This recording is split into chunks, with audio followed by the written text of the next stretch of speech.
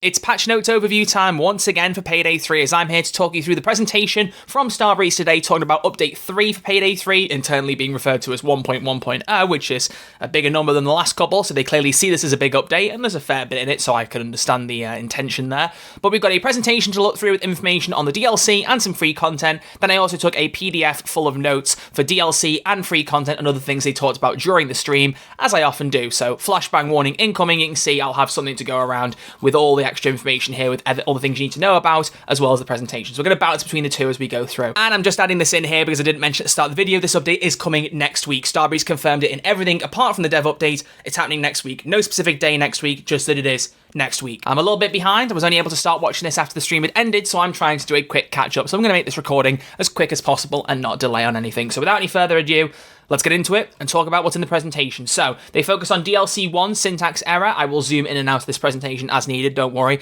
A new enemy and also more on the update, but there's not really much in regards to that in this presentation. We get the key art first off for syntax error. Let me zoom out so you can see it properly. I think it looks very, very cool. Then there is a premise for the heist itself. After combing through the files on Patricia Shark's hard drive, Shade uncovers something of great interest, combat data for cutting-edge drone operating system, or for a cutting-edge drone operating system. The program appears capable of endowing just about any collection of drones with military-grade coordination and target acquisition. It's not yet clear what this combat data is doing on a bank server, but one thing is obvious: the drone system is worth an absolute fortune on the black market. They then state what they did in the dev update, which is that if you don't own a DLC heist, you are able to join through a friend who owns it, and Liz mentioned during the stream, friend of a friend is fine too if they also send you an invite to their lobby. So it's obviously a bit different to Payday 2, where you could open a quick play thing and just go straight into a heist. You need a friend to invite you, because there still isn't a quick play system in Payday 3. They talk about that later on, but still needs it. Point being, though, you can do that via friends, so it's still a pretty good alternative. If you don't own the heist, you can still play it. That's what matters right now, and it does work cross-platform. If your Nebula isn't completely and utterly broken like mine is, and some people in my stream yesterday telling me theirs is also, so I really hope some Nebula fixes are still coming. When I was playing with Ian Russell, who plays Lock, I was able to add him fine, couldn't invite him to a game, had to invite somebody else on the same platform as me, who then had to add an invite in as well. It's just not ideal, and I think they need to fix some stuff there. Hopefully, this update will fix that, fingers crossed. We've then got some screenshots of the heist, so the exterior. So I'm imagining we start out on the ground level and go in. Then we've got an interior of the building, another interior of this company, Scry Digital, who are the people who we're robbing from in this heist. Another interior screenshot, another interior screenshot, and another interior screenshot. So just some overall vibes of the actual heist, just to look over there. And they did mention it might be slightly easier in stealth than loud, but you can do both, as per usual, so good to hear. But let's move on to the Techie. This is the new enemy that is in the syntax error heist currently only, and then will be in other heists at a later date. They use combat drones to hunt down and attack heisters. They have a refraction shield, which basically means they put a shield in front of themselves, and it's like a camo thing. Best thing to think of is the invisibility cloak from Harry Potter. You put it over you, and you blend in with the surroundings. You can just about maybe notice it at certain angles, but the idea is they're trying to be hidden, so you have to look out for them. They have hide-and-seek gameplay, more details on that in a moment, and they're weaker to ECMs and hacking, so your ECM skills will help combat the Techie and help hopefully make it easier to fight them. And more features will be added to them in the future. First, switch over to the PDF here for more information. First off, the Techie, as I've said, is only in syntax error. The reason being is that they need to work on the drone pathing and navigation in other heists, because while AI are trained to go through doors, upstairs and all that, drones have different pathing to follow. It needs to be coded for the other heists. So it's ready for syntax error, but not for the rest yet. So that's why it's not here yet. She'll have another drone type down the line as well. Didn't say anything else about that, just that it's coming.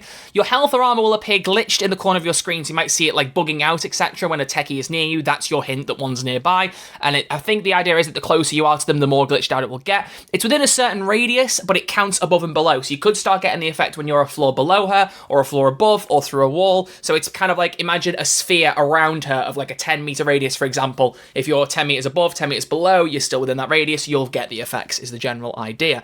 They appear at the same frequency as the dozer, but will appear before dozers typically.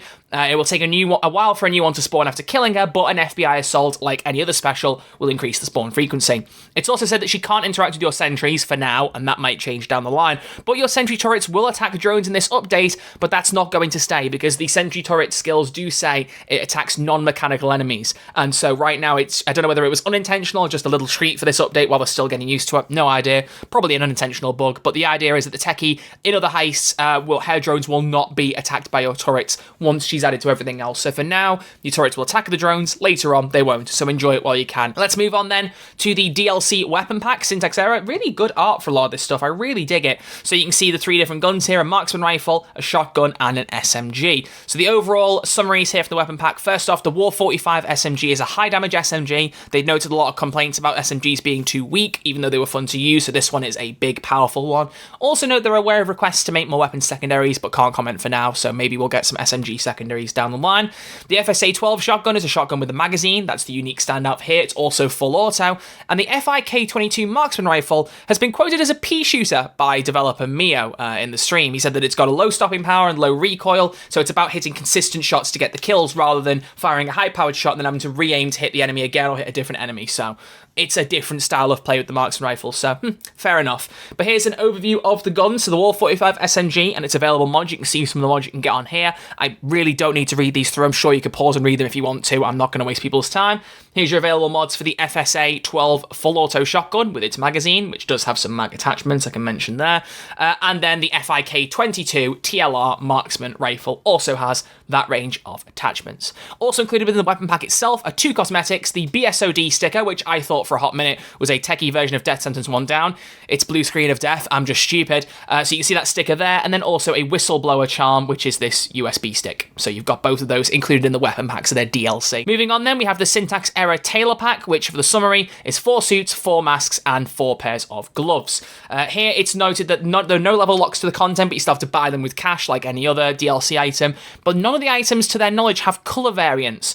It's not a shocker, as I've said here, considering how the Tailor items work in-game, but that is also something I want to say that I don't like about Payday's cosmetics in the minute, and I hope it changes down the line with Payday 3. I noted this at launch, but I really did not like that the launch outfits were basically 4 or 5 suits, and you unlocked colours as you went along, but the colours are all separate items. I think it would have been much better to have, like Payday 2, a base item, you go into it and change the colour within there. That was much better, it was far less complicated, and considering the main menu for Payday 2 is this really crammed up little 1x2 table, or 2x whatever table I should say, sorry, where it's 2 squares per row, the more things you're going to get, the harder it's going to be to scroll through and pick out what you want. You either need to expand that table and make it easier to see things, or compact some colour variations, because colour variations are what made Tailor packs good for me. You know, there were some suits that would come out, the colours wouldn't be nice, but the alternatives will look good. But I do like the suits, so I will defend it in that regard. So you've got 4 different combinations here of suit, masks, and gloves. Base test mask, digital ops, suit, and pulse check gloves. I'm not going to read all these. Again, I don't need to. Do you like this combination? Here's the nerd mask that everyone loves, point texture, which is probably the best thing in the pack if we're being completely real. We've then got this combination, which has my favourite suit, definitely, Mr. IT, really like that one. And then the last combination here with the, I think it's meant to be the Commodore 64, by the way, that mask is based on, and not a Polaroid, so I wasn't miles away, but I wasn't quite there either. It also gives you another look at the 4 gloves all together, so you can see them zoomed up if you want to. So there you are, that's the 4 gloves.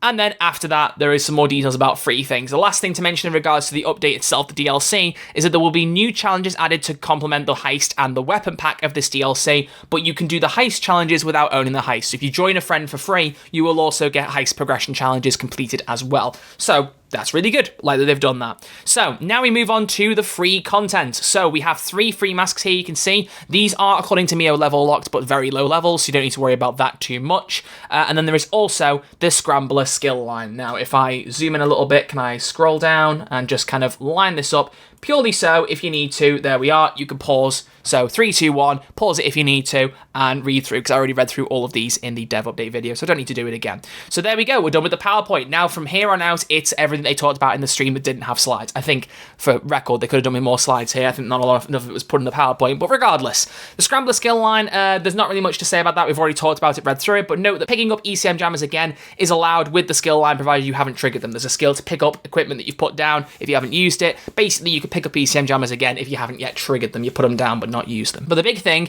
is armor repair kits in this update. So much like first aid kits, the smaller equivalent version of the medic bag, the armor repair kits will repair damaged armor plate, so a partially filled armor chunk. They won't give you a full armor plate, so it's important that you note that. It doesn't give you just a full armor plate's worth. It notes that in the game now, when you trade hostages in between assaults, it will alternate between getting first aid kits and armor repair kits, and it's globally. Basically meaning, if you are the only person trading hostages, it will alternate alternate each hostage between first aid kit for trading, armor repair kit for trading. If you trade a hostage and get a first aid kit and someone else trades the next one, the pattern will continue. They'll get an armor repair kit. If you then trade the next one, you get a first aid kit. Doesn't matter who's trading, it will constantly alternate between the two is the thing to note. On top of that, if you have skills to get 2 or 3 of the deployable per trade, which I do hope, by the way, at some point in the update they change it so you can see all of them next to each other. For right now, if you trade a civvy for a first aid kit and you get 2, you don't see the second one, so you've claimed the first one, which is a bit silly. You should see them next to each other, just a note I want to put in there. But you will still get 2 to 3 of that specific item when you trade. So if you're up to first aid kits in the rotation, you'll drop 2, 3 first aid kits if your skills accommodate it, or 2, 3 armor repair kits. So important to note. They will be added to levels in the game at a later date, like first aid kits, but armor repair kits just loosely in the map are not present right now.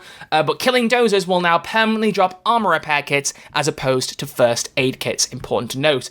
They will note also that if you pick it up and don't have anything to repair, you won't gain anything. I don't know if that means you can still pick it up and get no effect. I would have thought it would have said on screen, this will not give you anything, and it'll be grayed out because first aid kits normally do that when you have full health. Also, very interestingly, overkill has now been made to be more challenging. They have noted that they thought overkill would be harder for players. They wanted to try and make it a little bit more challenging. So, all specials will now deal more health-specific damage on overkill. So, the worst example I can think of there is the nader. When they fire a gas grenade, that will damage you quicker with your health. Presumably also cloakers that are beating you down or tasers that are electrocuting you will wear your health down faster, so less time for people to come and save you. There will now also be 3 specials present in every heist, not 2 at most in Overkill. It won't be the same special though, it'll be 2 or 3, or 3 at most, unique specials. So instead of it being Cloaker and a Dozer present, it could be Cloaker, Dozer and Nader now, so they mix it up a little bit. Separate to Overkill, on Hard, Very Hard and Overkill, the Cloaker will do more damage, so they will basically take less time to get you down to 0 health when they've taken you down. Now we move on finally to later updates or other info. This is basically a category of other things coming in later updates or other things they've just commented on generally. You know how I do these by now if you've seen any of my previous PDF reading videos, but we're going to speedrun it nonetheless. So no Christmas update this year, not really a shocker considering the last few months they've had. Some skill adjustments, but not nerfs, sorry, don't know what earths are. No nerfs specifically are in this update, just some values have been tweaked, they haven't said what. More skill changes will come down the line to give you more ways to get armor, and they have noted that one skill will be that if you have no armor and you pick up an armor repair kit, you will get 1 full plate, but only when you have no armor. So once you've got an armor plate, you can't do it again and keep stacking it, so important to note that. No new skill points for now, but they will probably evaluate it when they're closer to the first year being over, because they've suggested more skill lines are still coming in the first year of content, and they want to then evaluate how many skill points you need once more of them have come out. Fair enough, I do hope they add some sooner rather than later though.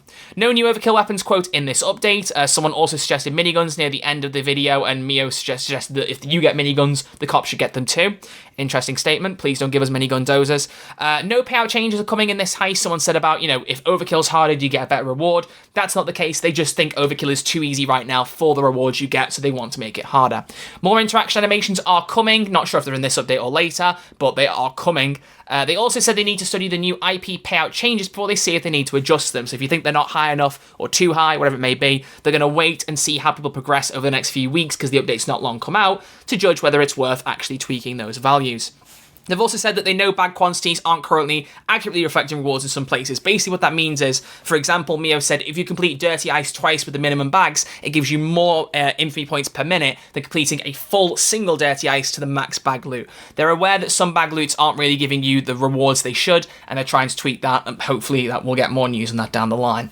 Very general statement, but hopefully we see that reflected properly in a further update soon. They're also currently looking at C-stacks. No changes have been actually commented on, just that they're kind of investigating the too expensive comments, how they're spent, that kind of thing. But notes they'll never be microtransactions or never were planned to be, so important to specify that. They're basically a way to try and help you keep making money in Payday 3, so that unlike Payday 2, 5 hours in, you had more cash than you'd ever dream. In Payday 3, you always still want to be making cash, which I do think has worked. I think that has achieved the goal they wanted.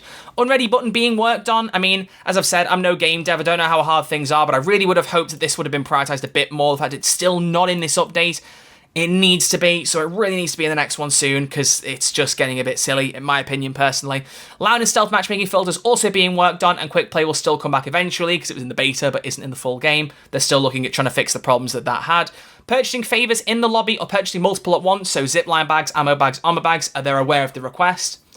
Do that as you will. Bodies not being throwable needs to be looked into. This was an intriguing thing because Mio was talking about how people were saying they wanted body bags so that they could be thrown like normal loot bags. And he was saying that if you add body bags, it might make the game too easy. I would counter, you don't need body bags. To me, that's not the problem with bodies. The problem is that when you drop them, they drop on top of you. Like, it's very hard to hide them. And I think, you know, they've said it, the idea is bodies are meant to be harder to move. That's the point. They're a challenge. But literally, just a bit of forward physics as you drop a body would be greatly appreciated. If you look down at the ground, you drop them straight down. If you look outwards, you push them a little bit. Because the way they land flat and spread can mean in certain areas it's harder to hide the bodies efficiently, and I think that's my main problem with it right now. Just add a bit of forward throw physics to the bodies if you can, depending on how hard it is to do, and that's all you need. Don't need body bags. I don't think so, personally. Also, no update on offline mode. Still, as I was saying, it's still on the table at this point. Is it? Don't know. Weapon buffs on nerfs will not be considered for the next. Will be considered, sorry, for the next update after this one, because they want to see which guns are better or worse based on once the DLC guns have released. So they want to see how the stats compare. Crew AI and commands and customization are not currently planned to have any changes or improvements. But if you tell them that you want them in the feature upvote system on their site, then you can basically make it a bit clearer you want it sooner rather than later. Thank you. See money on screen when you secure? This was another question. So bag loot secured value. They have said they're investigating a way to show it, but the problem is bag loot apparently now in Payday 3 is also influenced by other factors such as, did you secure the bag in stealth? They're basically saying there's other elements to just the difficulty you play on, and so it's not a simple display number in the way it was in Payday 2. My suggestion would be, whatever the filters are, whatever it is that impacts it, surely, if you secure the bag in stealth, the value of that bag at that time is then confirmed, and then later on, if you get one in loud, that has a different value, whatever.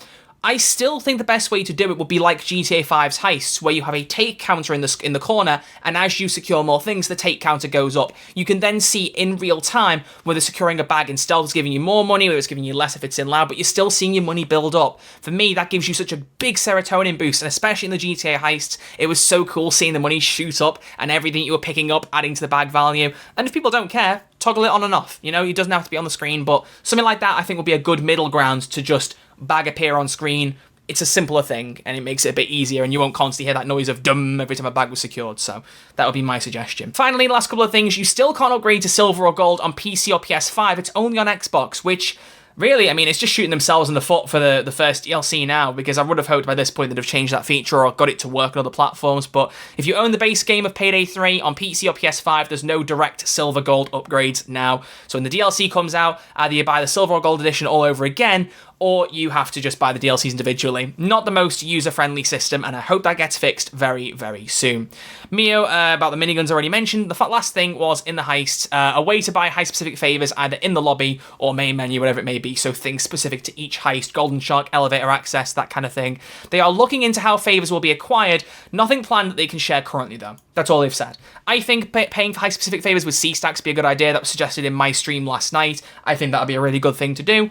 Hopefully they do that down the line. But that is everything in today's video. I tried to speedrun it as fast as I could for you all. That's everything you need to know about the next Payday 3 update, which is coming next week. Thank you all very much for watching. I greatly appreciate that you have watched this video, checked it out, and listened all the way through. If you have enjoyed it, please give it a thumbs up. It shows me you like this content and genuinely does help push it out there to more people.